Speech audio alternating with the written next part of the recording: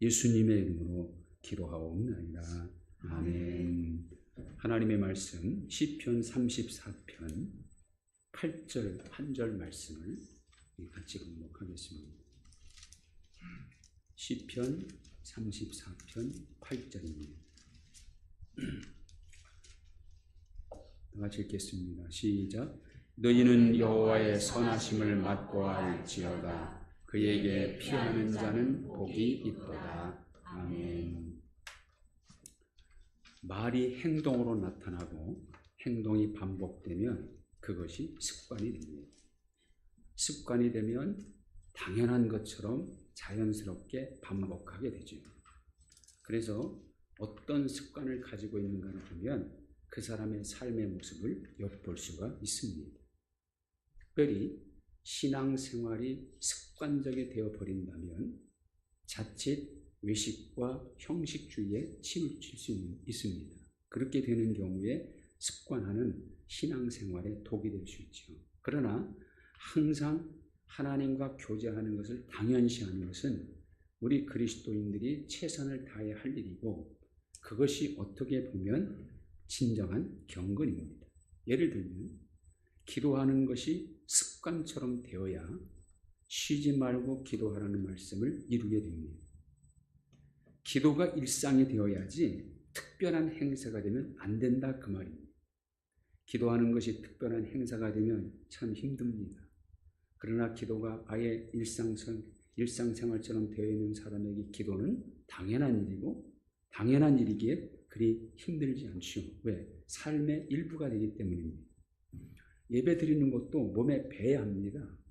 예배 드리는 것이 몸에 배어 있지 않은 사람은 예배 드리는 한 시간이 너무나 지겹고 힘듭니다. 주님의 교회에 봉사하는 일, 그것이 당연히 내가 할 일이 되어 있는 사람에게는 힘들지 않습니다.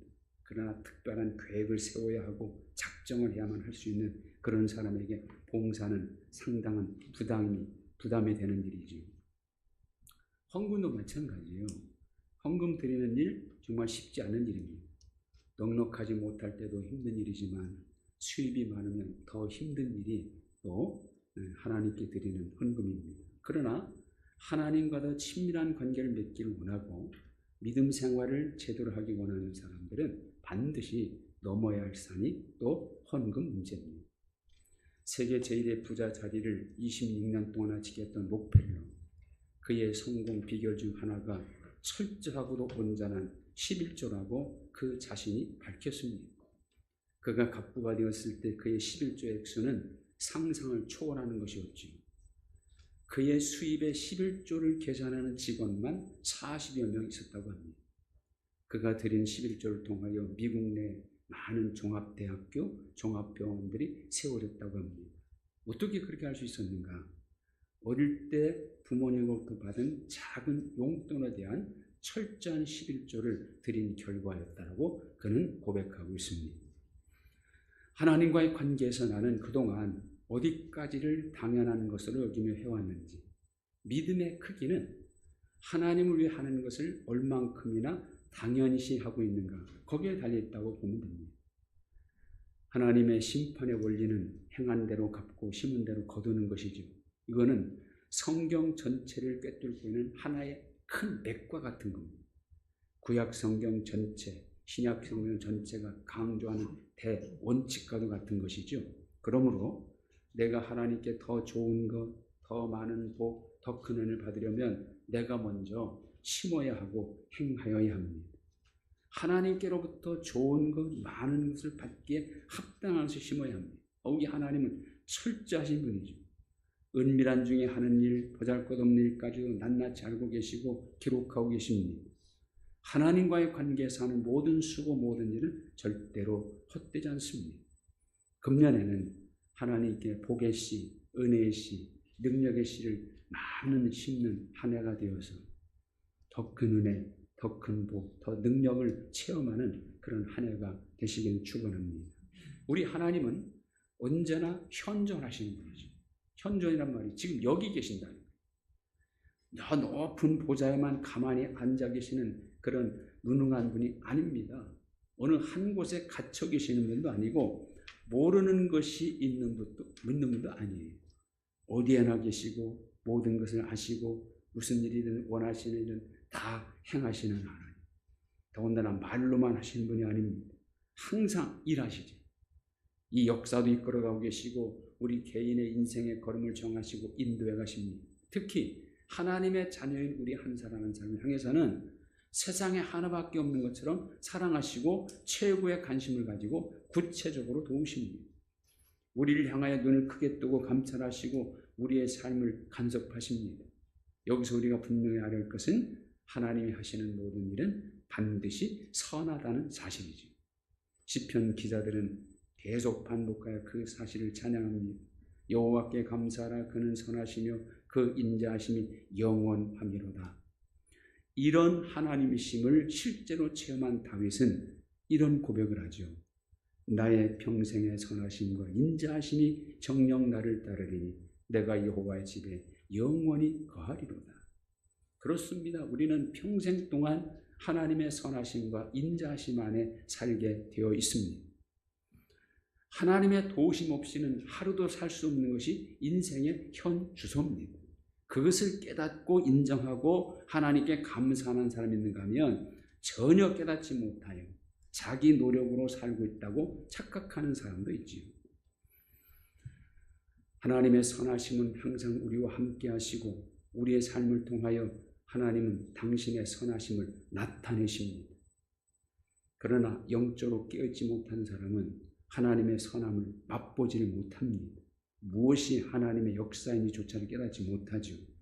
하나님의 살아계심과 선하심을 경험하지 못한 사람은 하나님을 향한 신앙이 미지근할 수밖에 없고 흐릴 수밖에 없습니다. 왜?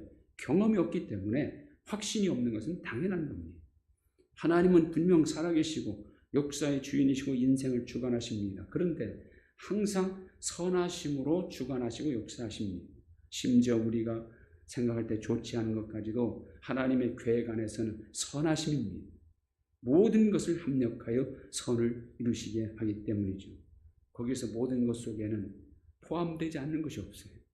괴로움, 슬픔, 염려, 걱정, 불통, 고난까지가 다 포함됩니다. 역사의 주인이시고 우리 인생의 주관자신 하나님은 부정적인 것까지도 결국은 선으로 바꾸시는 분이에요. 요셉을 팔아먹은 형들의 배신은 분명 악이었죠.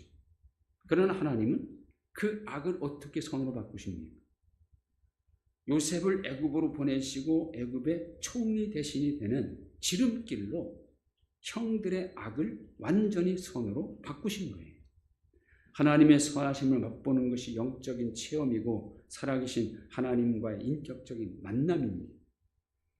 사람들이 뭐라 해도 세상이 어떤 것을 유혹하고 시험한다 해도 흔들리지 않으려면 하나님의 선하심을 맛보아야 됩니다.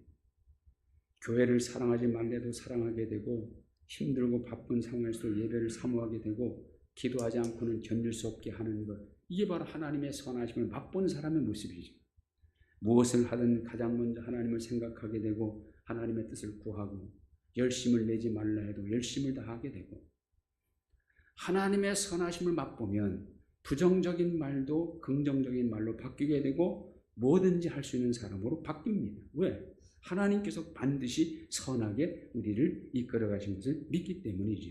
자, 오늘 읽은 시편 34편은 그 표제에 있는 것처럼 다윗이 블레셋 왕 아기스 앞에서 미친 채 하다가 쫓겨난 후에 지은 시입니다. 여기 아비멜렉이라는 말이 나오는데 이 말은 블레셋 왕가의 이름이고 실제 이 당시 왕가의 왕은 아기스라는 사람이죠. 다윗은 사무엘 선지자를 통하여 이스라엘 왕으로 기름 부음 받고 선택받습니다. 그러나 기름 부음 받았다고 바로 왕에 오르지 못하고 사울 왕의 시기와 질투로 인하여 계속 죽음의 위협을 느끼며 도망다닌 신세가 됩니다. 기름 부음을 받고 공식적인 왕으로 추대하기까지 약 20년간의 세월은 정말 언제 죽을지 모르는 긴박한 위험의 연속이었습니다. 그렇게 도망다니다가 결국은 이스라엘과 적대국인 블레셋으로 망명하게 된 겁니다. 그러나 이미 블레셋 장군 골리앗을 죽인 다윗을 블레셋 장군들이 모를 리가 없습니다. 그래서 블레셋 장군들이 망명을 요청한 다윗을 죽이려고 하죠. 다윗은 사면 초가의 상황에 처합니다. 이런 상황에서 그는 악귀에 의하여 사로잡혀 정신 나간 미치광이 행세를 하게 되었고 극적으로 그 모습으로 생명을 유지하게 된 겁니다. 이런 긴박하고 위험한 순간을 지난 후에 하나님을 향해 고백하는 시가 바로 이 34편입니다. 자, 그는 이 시편에서 어떻게 하나님 찬양합니까? 4절, 내가 여호와께 간구하며 내게 응답하시고 내 모든 두려움에서 나를 건지셨도다. 6절, 이 곤고한 자가 부르짖음에 여호와께서 들으시고 그의 모든 환난에서 구원하셨도다. 7절, 여호와의 천사가 주를 경외한 자를 둘러 진치고 그들을 건지시는도다. 10절, 여호와를 찾는 자는 모든 좋은 것에 부족함이 없으리로다. 다윗은 정말 기도 응답을 받았고 환난에서 구원을 받았다는 것. 위급한 상황에서 살아계신 하나님께서 친히 역사하셔서 자기를 가장 선하게 인도하심을 체험한 겁니다. 이런 체험을 맛보았기에 그는 너무나 자기 자신이 처한 이 상황에서 하나님을 높이 찬양할 수 있었던 것이죠. 그런 그가 오늘 우리에게 이렇게 외칩니다. 너희는 여호와의 선하심을 맛보할지어다. 그에게 피하는 자는 복이 있도다. 우리도 자기가 맛본 하나님의 선하심을 맛보라는 겁니다. 그리하면 우리가 얼마나 복 있는 사람인가를 알게 될 것이라는 거죠. 여기 맛보다라는 의미는 노력하다, 경험하다는 뜻이에요. 그러니까 하나님의 선하심을 경험하기 위해서 노력하라. 하나님의 선하심은 곧 하나님의 역사하심이죠. 하나님의 살아계심을 체험하면 하나님의 선하심을 맛보게 됩니다. 하나님의 선하심을 맛보게 되면 계속 맛보기 위하여 최선을 다하게 되어 있다는 겁니다.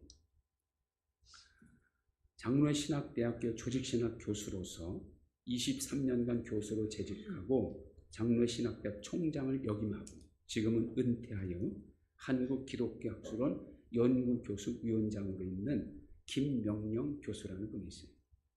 조직신학 교수인데 저도 신학대학 다닐 때 몇 과목을 그분에게 배웠습니다.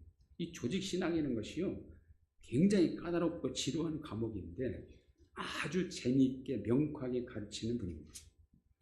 이분이 고등학교를 강원도 태백 탄광촌에서 고학생으로 다녔는데 학교 다닐 때, 고등학교 다닐 때도 수업 시간을 제외하고는 공부할 시간이 없었답니다. 너무나 가난해가지고.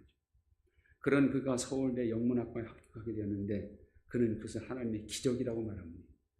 그의 어머니는 서울로 공부하는 아들에게 청량리행 열차표 한 장을 끊어주며 많이 우셨다고 합니다. 기차표 한 장도 간신히 끊을 수밖에 없는 어려운 형편이었기 때문에 서울대 합격하여 학교를 가기 위해서 서울로 가긴 가지만 갈 곳이 없었기 때문에 기차 안에서 계속 하나님께 기도만 했다고 합니다. 하나님, 나의 갈 길을 인도해 주옵소서. 그는 고등학교 2학년 때 목사가 되는 소명을 받았고 더욱이 신학자가 되어 한국의 신학을 바르게 하고 발전시키라는 소명을 받았답니다. 대학에 다니는 것도 너무나 힘든데 해외 유학을 어떻게 하고 신학자가 어떻게 될 것인가 막막했다는 겁니다. 그런 상황에서 소명을 인식하였고 그때부터 하나님의 선하심이 그의 삶을 이끌어 주셨답니다. 서울대학교를 마치고 한 해도 지체됨 없이 장례신학대학 신대원 대학원을 마치고 독일 정부의 아데나워 재단 초청 장학생으로 독일 유학의 길을 하나님 열어주셨고 공부를 다 마치고 귀국하여 장례신학대에 23년간 교수로 일하였습니다. 그는 너희는 먼저 그의 나라와 그 일을 구하라. 그리하면 이 모든 것을 너희에게 더하시라는 말씀이야말로 영원한 진리라고 확실히 믿는다고 고백합니다. 여러분, 사실 조직신학자가요, 이런 하나님을 경험하는 것이 쉽지가 않습니다. 조직신학이 것이 신학적인 이론을 배우고 가르치는 건 아닙니다. 하나님은 우리의 기도 단어 하나, 음절 하나까지 정확하게 듣고 계심을 체험했다면서 그 하나님은 지금도 우리와 함께 하시고 우리의 아픔을 하늘에 상달되고 바다가 갈라져서 길이 되는 날이 곧 올 것이니 힘을 내서 기도하라고 후배들에게 그렇게 권면하고 있습니다. 그렇습니다. 하나님은 분명 살아계십니다. 자녀인 우리 일거수일투족을 보고 계시고 우리 신음소리까지 듣고 계십니다. 그리고 반드시 가장 선한 길로 인도하십니다. 자기 아들을 불쌍히 여김같이 자녀인 우리를 사랑하시고 하나님을 사랑하고 하나님께 사랑받는 우리라고 한다면 금년에도 우리 모두가, 우리 교회 전체가 이런 하나님의 선하심을 다시 한번 맛보는 은혜가 있기를 축원합니다. 그래서 우리 교회가 능력 있는 교회가 되고 우리 성도들의 가정과 삶에 살아계신 하나님의 큰 역사가 나타나기를 소원합니다. 그럼 어떻게 하나님의 선하심을 맛볼 수 있겠습니까? 첫째는 부지런히 하나님을 찾아야 합니다. 왜냐하면 하나님은 너희는 내게 부르짖으며 내게 와서 기도하면 내가 너희들의 기도를 들을 것이요 너희가 온 마음으로 나를 찾으며 나를 구하면 나를 찾을 것이요 나를 만나리라. 하나님은 부르는 사람의 기도를 들으시고 찾는 사람을 만나 주시기 때문에 우리는 하나님을 부지런히 찾아야 합니다. 하나님을 만나면 만날수록 하나님의 선하심을 맛보게 되는 것이죠. 하나님은 우리가 찾는 만큼 만나 주시고 만나는 만큼 하나님 우리에게 은혜를 주시는 분입니다. 두 번째는 열심히 말씀을 먹어야 합니다. 왜? 하나님은 말씀이기 때문이죠.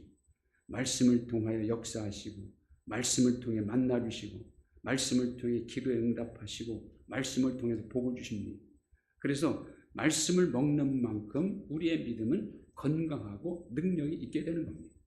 우리는 말씀을 먹어야 합니다. 듣기만 하고 알고만 있는 말씀은 지식으로 그칠 뿐이죠. 생명의 양식으로 내가 먹고 삶의 양식으로 먹어야 합니다. 먹어야 그 말씀이 내 삶의 에너지가 되는 것이고 내 삶을 변화시키고 윤택하게 하는 겁니다. 여러분 아무리 맛있고 건강에 좋은 음식이라도 먹어야 좋은 것이고 먹어도 소화를 잘 시켜야 그 음식이 내 몸을 건강하게 유지시켜주는 것 아닙니까? 하나님의 말씀도 먹어야 나의 양식이 되는 것이고 먹은 대로 소화를 시켜야 능력이 되는 겁니다.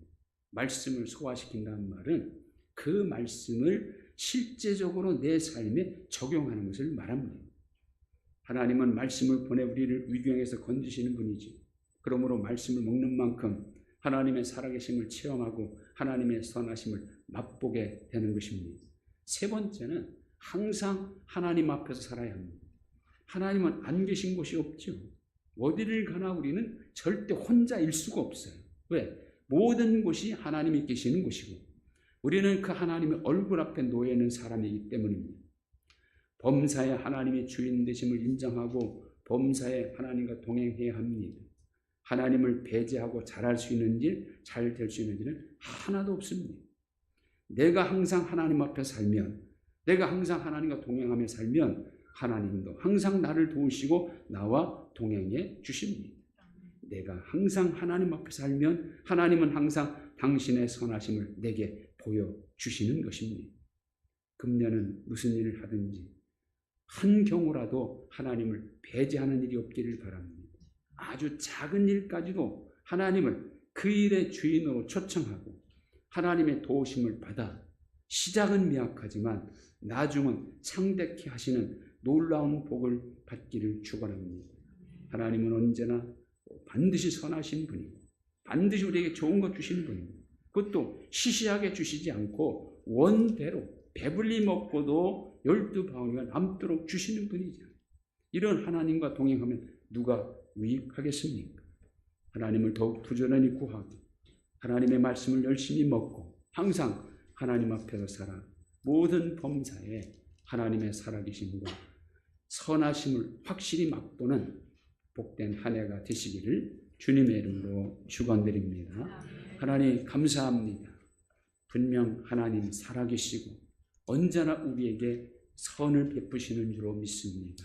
이 하나님의 선하심을 날마다 맛보며 살아가는 저희들 되게 하여 주옵소서. 하나님을 더 부지런히 찾게 하시고 더 구하게 하시고 언제나 하나님의 말씀에 순종하게 하시고 하나님 앞에서 살아가는 저희들 되게 하여 주옵소서. 예수님의 이름으로 기도하옵나이다. 아멘. 다 같이 일어나셔